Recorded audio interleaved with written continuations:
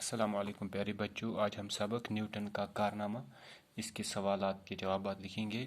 पहला सवाल है, न्यूटन कहाँ पैदा हुए? न्यूटन कत जाव?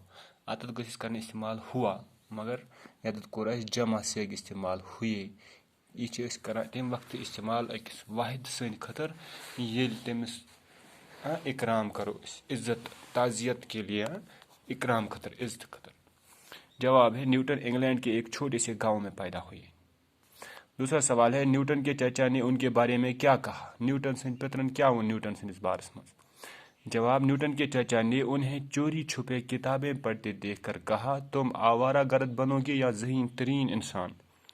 यानी न्यूटन सिंध पितरन ये वुच न्यूटन चूर चूर किताब पढ़ान तो तम वोनस कि ज बन खा आवार गर्द किन ज बनक ज़हीन तरीन इंसान। सवाल है, 27 साल की उम्र में न्यूटन क्या बन गया? 27 उम्र में क्या बना न्यूटन? जवाब, 27 साल की उम्र में न्यूटन रियाजी का मुकम्मल प्रोफेसर बन गया।